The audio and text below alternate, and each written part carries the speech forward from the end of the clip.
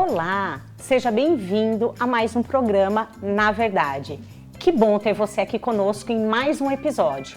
E hoje vamos conversar sobre educação, mais especificamente sobre o homeschooling, que é um termo em inglês que significa, na verdade, educação domiciliar. Você já considerou em não matricular o seu filho em uma escola? Em ser você mesmo responsável por ensiná-lo em sua casa? Mas será que isso funciona? É sobre isso que vamos conversar hoje.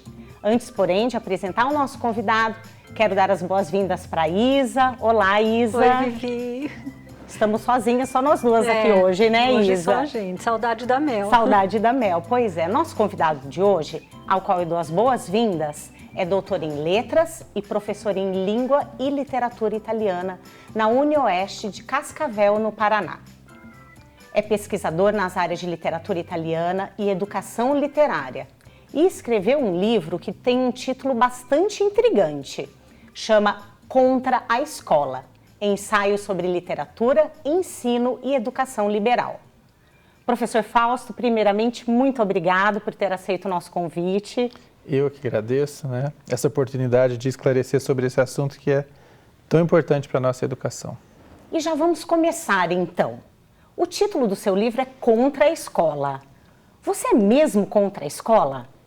Olha, o título num livro é muito importante. Ele pode ajudar as pessoas a pensar. E, inclusive, os filósofos na Grécia Antiga diziam que a filosofia começa pelo estranhamento.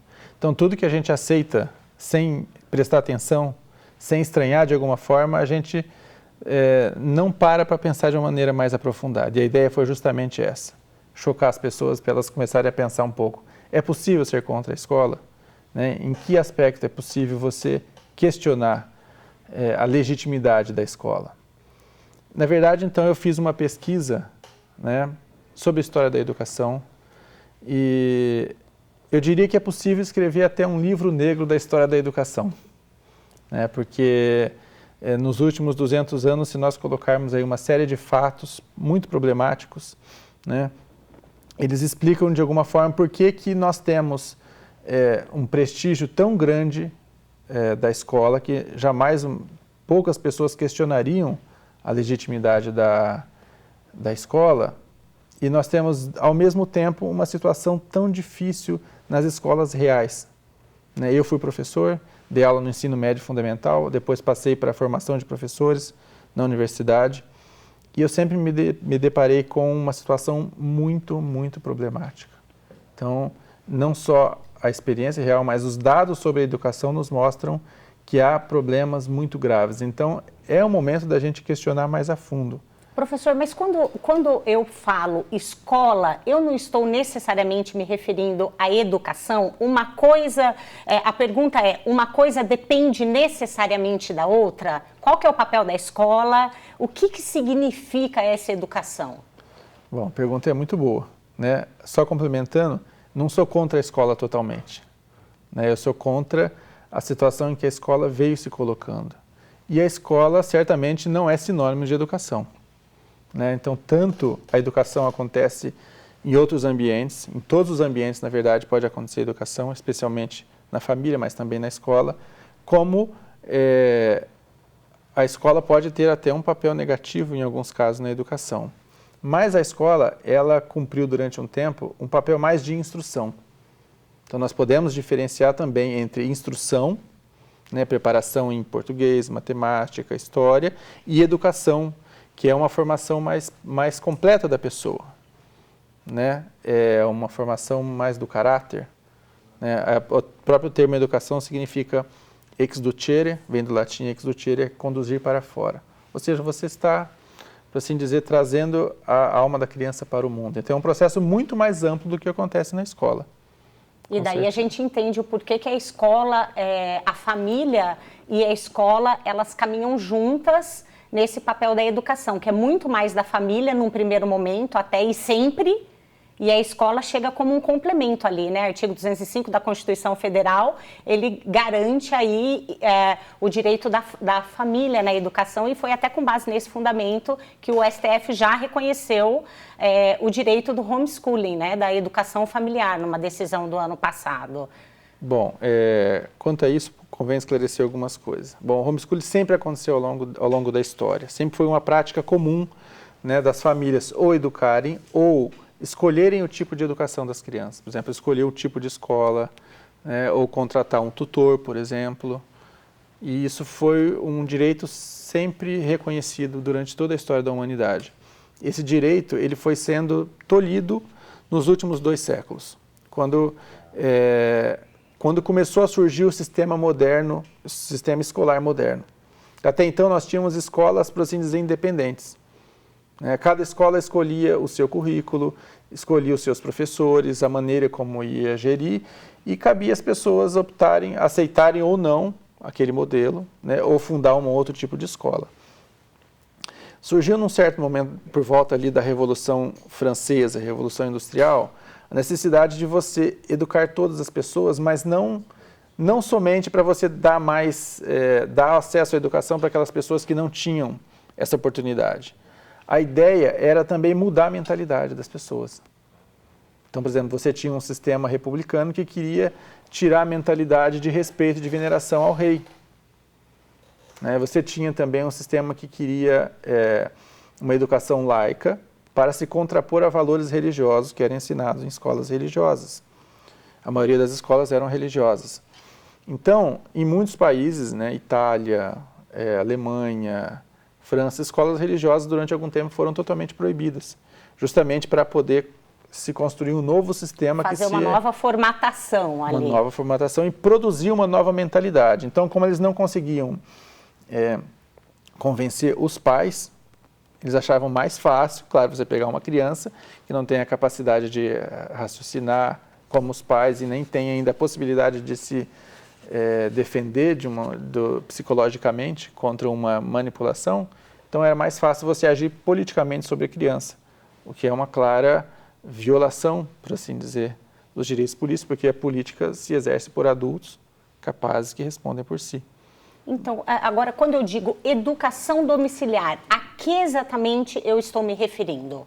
Como que o professor pode conceituar isso para nós? Bom, a educação domiciliar seria um tipo de educação em que a família assume integralmente a responsabilidade pela educação da criança. Não apenas naqueles aspectos comuns que toda família educa, mas também na instrução que hoje está a cargo da escola. Então, você escolher, por exemplo, o currículo que você acha melhor, né, qual o melhor modelo de educação, escolher os métodos, escolher se você vai ensinar pessoalmente, ou se você contrata um tutor, ou se você pede o apoio de uma plataforma de ensino. Existem várias opções nesse sentido e é um tipo de educação que já é reconhecido em muitos países ao redor do mundo. Então, temos mais de 60 países em que a educação domiciliar já é regulamentada e aceita e ao lado das escolas.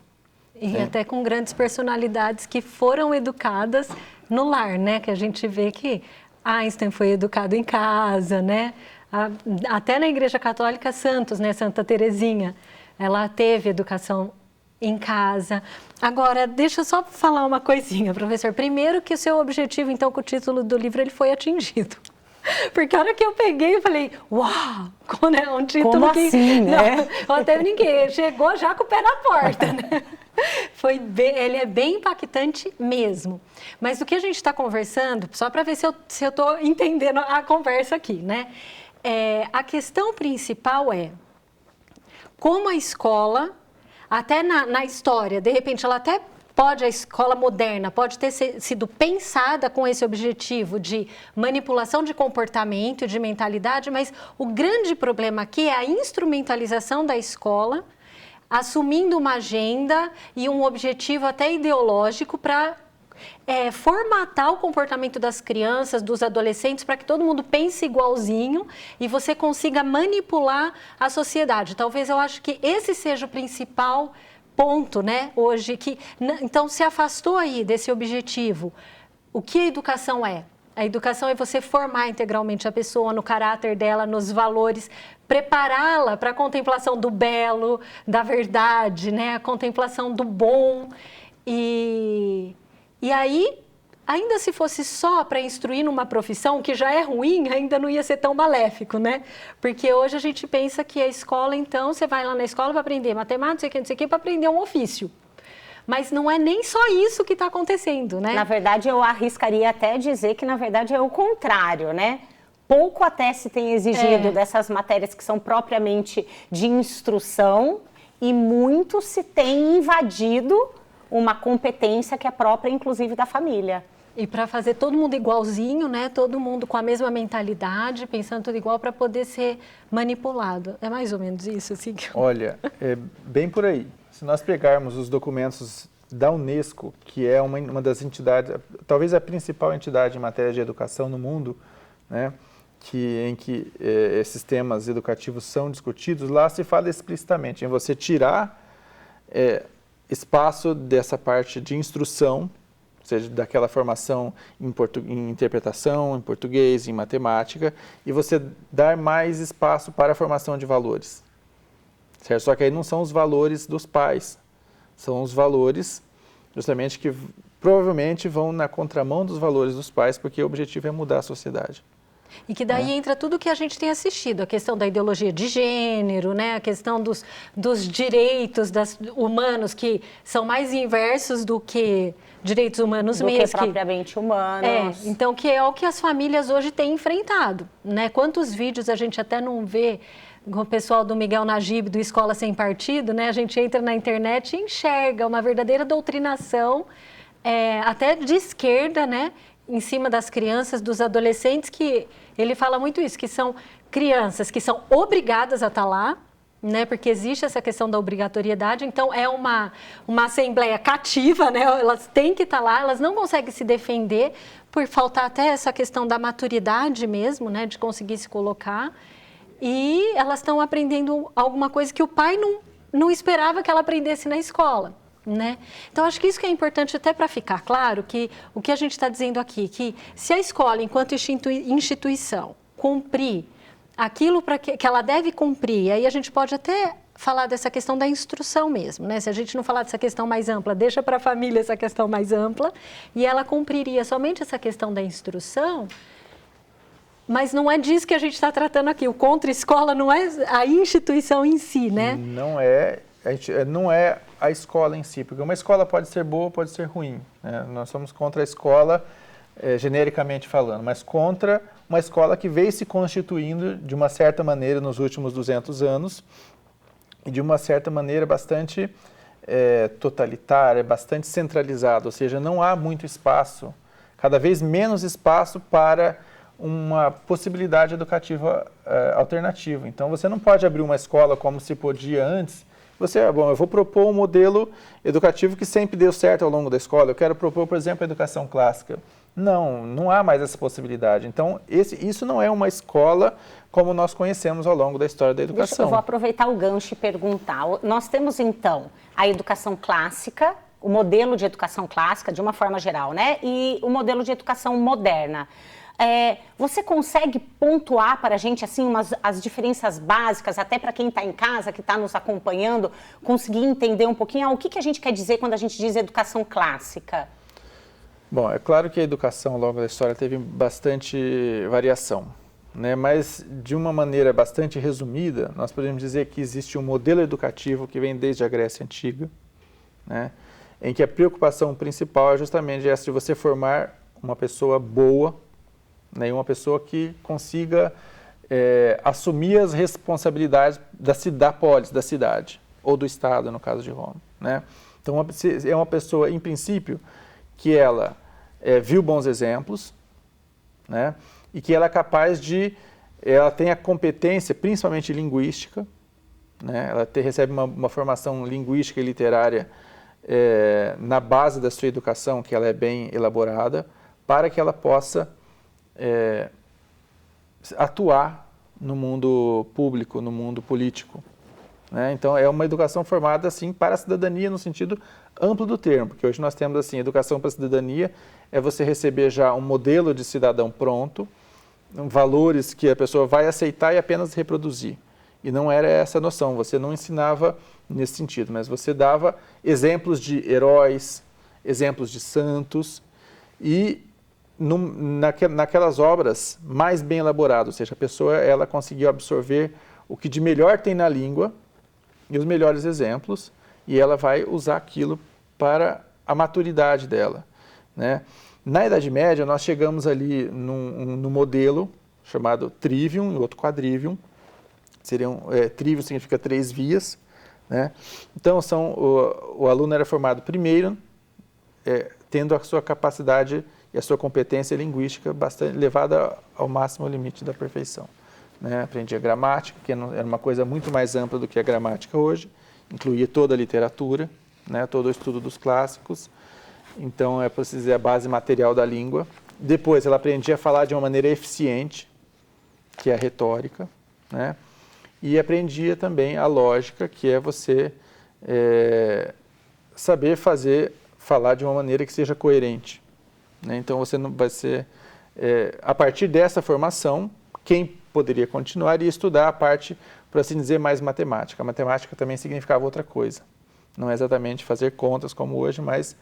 por assim dizer, estudava as relações de ordem que existia no universo, e para isso você estudava também cálculo, mas vai ir muito mais do que apenas cálculo, né? Então, resumindo, esse seria o modelo da educação clássica, mas eu acho que isso daqui não dá para... Só isso que eu falei não dá para dar uma noção. Eu não sei o que te chamou a atenção, Isa, mas do que você disse...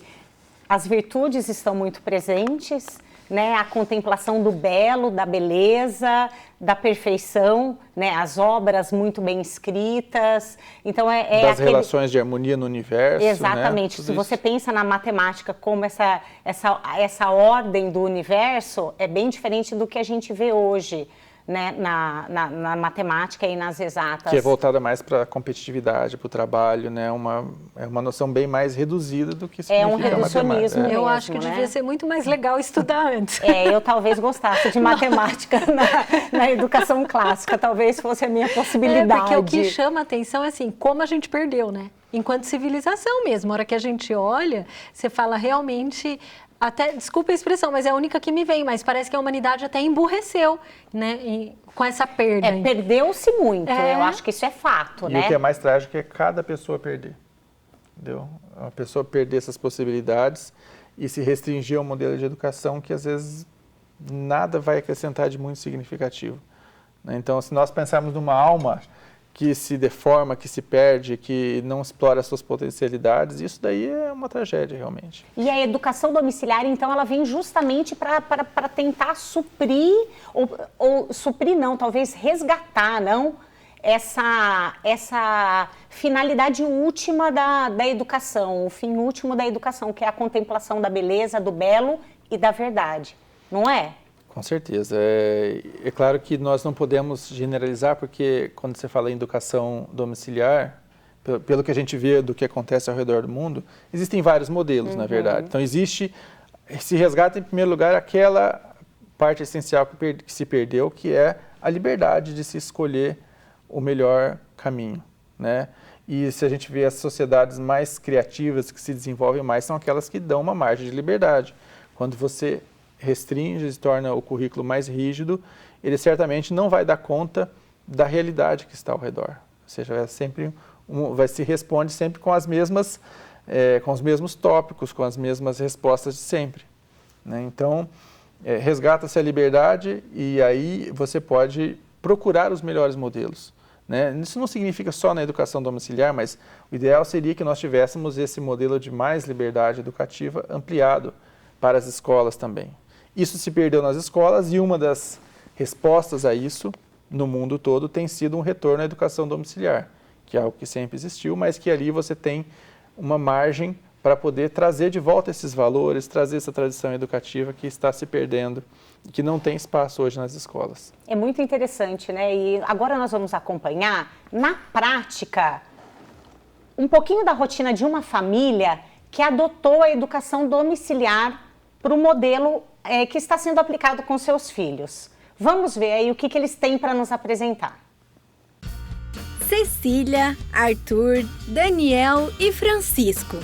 Crianças ativas, brincalhonas e inteligentes. Sabe por que eu tô te apresentando essa garotada? Porque eles aprendem tudo que sabem em casa. O que é o que é? Que ensina de tudo e não esquece das virtudes católicas. Estes são os pais do homeschooling. Nessa metodologia de ensino, toda a responsabilidade fica nas mãos de fato dos pais. A gente conhecendo na prática esse ensino e vendo os filhos principalmente dessas famílias, a gente falou, pô, eu quero isso para nós. Porque a diferença estava nos filhos. A partir desse conhecimento é que começa a etapa de decisão, que, como qualquer outra, deve ser tomada com cuidado, sempre caminhando para um bem maior.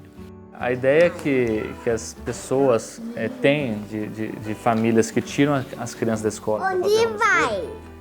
A ideia é de que a escola é ruim, eu estou tirando as crianças de lá para dar uma educação melhor, mas focando no tema que a escola é ruim. No nosso caso, não. A escola era uma escola muito boa. A necessidade inicial nossa foi por causa da idade das crianças e o molde do caráter deles, né? Nessa família, o grande papel é da Jaqueline, mãe, amiga e professora.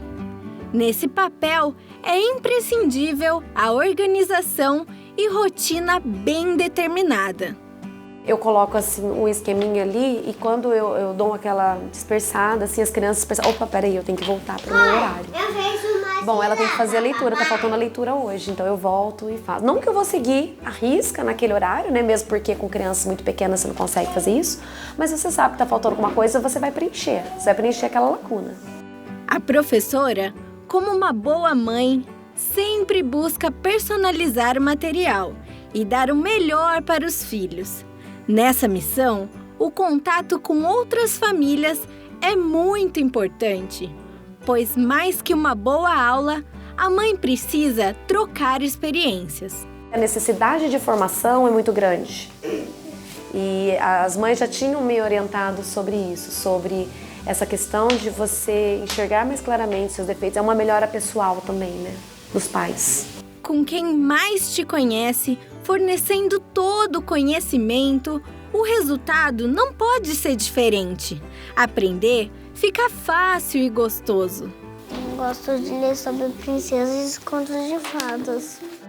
Continue assim, Cecília. E já deu para perceber que essas crianças são mesmo muito abençoadas, né?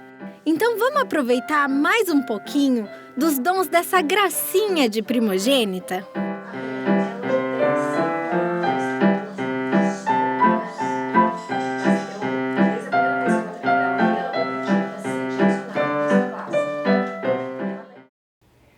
Muito interessante, não é? A gente fica assim com a curiosidade bastante aguçada de ver essa dinâmica, os pais se envolvendo tanto na educação dos filhos. Mas eu imagino, professor, que isso ainda não é nada muito usual e talvez tenha até um pouco de preconceito com relação ao ensino domiciliar. Como que está sendo essa procura aqui no Brasil? Na última década é que nós vimos o maior crescimento aqui no Brasil da educação domiciliar. Temos aí um crescimento de cerca de 2.000% na adesão. Então, assim, a procura tem sido bastante grande, né? Nós comentamos que o Supremo ele chegou a analisar o caso de uma família. O Supremo diz que não é inconstitucional, porém diz que falta regulamentação, certo? Foi apresentado um projeto de lei pelo presidente Bolsonaro esse ano, para justamente procurar regulamentar, mas esse projeto ainda não está andando, ele está lá no Congresso, estão sendo feitas algumas audiências, né, o que é comum, mas ainda não temos a votação. Enquanto isso, nós temos o caso de muitas famílias aí que estão numa situação legalmente um pouco incômoda, porque muitas pessoas têm preconceito contra a educação domiciliar ou simplesmente não têm conhecimento e estão acostumadas com aquele velho refrão de que lugar de criança é na escola, né, e acreditam justamente que um pai que tira da escola está cometendo algo contra a criança, né? Então, muitas vezes vem o Conselho Tutelar, o Ministério Público, né? De modo geral, eles observam e veem que nas famílias existe uma boa dinâmica, as crianças não estão em processo de abandono intelectual, né? E nada de muito sério aconteceu contra as famílias. Nada de sério, na verdade, aconteceu contra as famílias que estão... Aqui no Brasil. Aqui no Brasil, que estão aderindo à prática da educação domiciliar. O que acontece é que muitas vezes elas se incomodam um pouco com alguns membros do poder público que não aceitam a prática. Existe sim, né, um preconceito contra a educação domiciliar, existe muito, principalmente por causa do desconhecimento. Esse desconhecimento é geral, né, entre professores e educadores também existe um desconhecimento muito grande, né, porque pensam justamente que estão indo contra a atividade deles ou querendo acabar com o lugar dos professores, né, que todo mundo vai aderir à prática, o que a gente vê que não é o que acontece no mundo onde a prática já está completamente regulamentada, né? Que referências o senhor tem dessa prática em outros países que já tem essa regulamentação? Eu quero dizer, como que tem sido esse aproveitamento desses alunos quando avaliados e comparados com aqueles que vão para a escola regular? Bom, o país em que tem mais adesão ao homeschooling no mundo é os Estados Unidos, né? Estados Unidos e Canadá. E ali várias pesquisas foram feitas. Nós temos muitas e muitas pesquisas acadêmicas que analisam todo tipo de item relacionado à educação domiciliar. Desempenho acadêmico, socialização das crianças, saúde das crianças, como que eles se inserem depois nas faculdades, se vão bem, né? Pesquisas de todo tipo. De modo geral, as pesquisas são bem favoráveis. Ou seja, elas mostram que, quando comparado com os demais alunos, né, por exemplo, nos testes de aptidão escolar, que é semelhante ao Enem nos Estados Unidos, o aluno educado na educação domiciliar costuma ter uma pontuação melhor, né? Alunos que entram em colleges, né, nas universidades americanas, em geral também têm a pontuação, as notas acadêmicas acima da média, mostram um nível de iniciativa maior, né, um engajamento com as atividades do college. Então, você vê assim, que academicamente não se vê problema. Não tem prejuízo, muito pelo contrário, a mesma, né, avaliação avaliação a que são submetidos os da escola regular e os do ensino domiciliar. Sim, que vem avaliação em matemática, leitura, escrita, né, os pontos básicos da educação. Esses pontos servem como parâmetro para as universidades selecionarem os alunos, né, porque lá a seleção é feita individualmente por cada universidade, olhando cada currículo, né? No Brasil nós não temos ainda esses dados, né? Porque tudo é muito novo ainda na prática do ensino domiciliar, eu imagino. Nós temos poucos dados, existem algumas pesquisas, né? Mas em geral são pesquisas mais pontuais, investigando algumas famílias, né? E justamente também temos uma dificuldade que as pessoas aceitem se expor justamente pela situação de fragilidade enquanto jurídica, isso, acho que não estiver bem regulamentado, né? As pessoas já acabam não ficando confortáveis. Eu já vi reportagem né? de um casal, eu acho que é um casal mineiro, que até teve uma denúncia, tadinhos. O que tem é a chateação de você ter que ir lá se apresentar, mostrar que está tudo bem com seus filhos.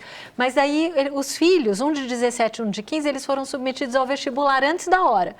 O de 17 passou em primeiro lugar e o de 15 também foi aprovado, entendeu? Olha aí, olha então, aí. Essa reportagem foi bem interessante. De uma família aqui no Brasil, né, cujos filhos já tiveram resultados muito favoráveis. Mas você deve estar se perguntando, tá, mas e na prática? Como que eu posso pensar em colocar na prática a educação domiciliar com os meus filhos? Fica aí. Rapidinho nós vamos para o intervalo e já voltamos para sanar todas essas suas dúvidas.